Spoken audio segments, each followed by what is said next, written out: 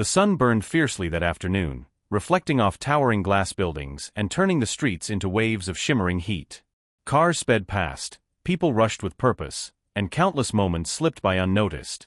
Except one, the moment that would change Aaron Whitlock's life forever. He was on his way to the most important job interview he had ever landed. His white shirt was carefully pressed, the only one he owned, and in his hands was a resume he had rewritten more times than he could count. His heart raced with hope, fear, and the weight of every dream he carried. Then, everything changed. As he stepped onto Weston Avenue, he saw a young woman stumble into the crosswalk.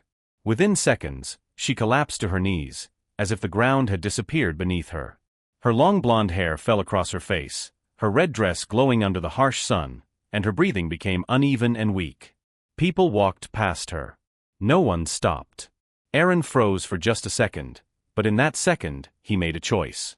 If you believe kindness still matters, if you believe doing the right thing can change a life, then take a moment to like, comment, share, and subscribe to Kindness Warriors.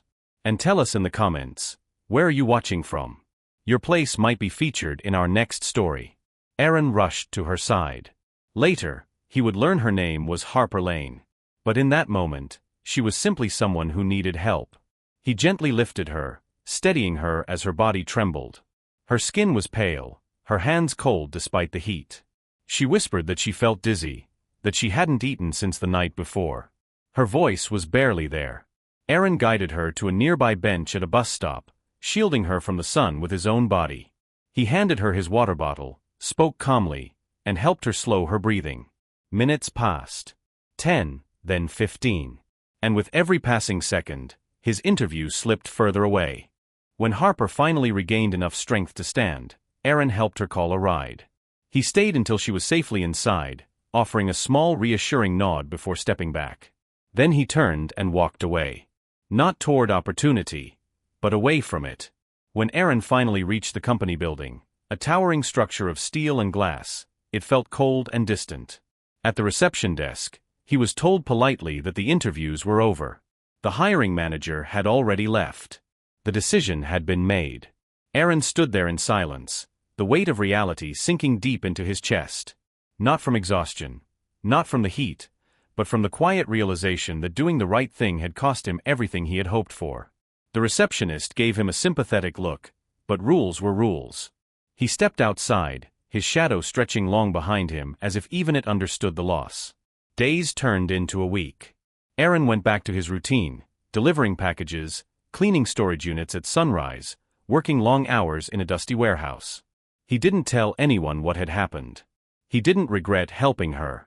But he couldn't help wondering why kindness so often goes unnoticed.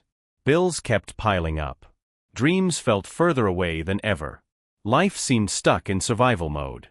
But life had seen everything. One Thursday morning, just after finishing a delivery shift, Aaron's phone rang. A calm, professional voice introduced herself as Celeste Rayner, executive assistant to the CEO of Western Industries, the same company where he had missed his interview. She asked him to come in immediately. Not for an interview. For a meeting. Requested personally, by the CEO.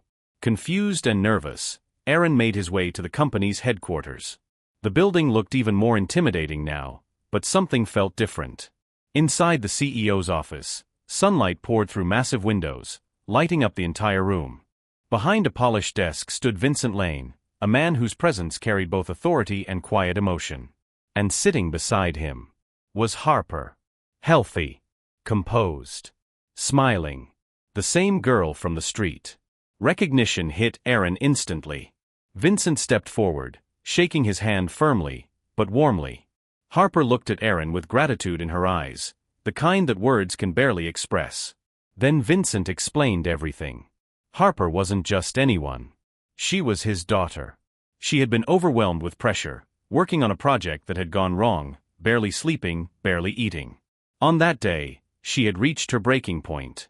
And when she collapsed, Aaron had been the only one who stopped. Harper told the story herself, how he stayed, how he helped her breathe, how he didn't leave until she was safe. She had tried to find him, and eventually, through security footage, they did. Vincent looked at Aaron and said something he would never forget.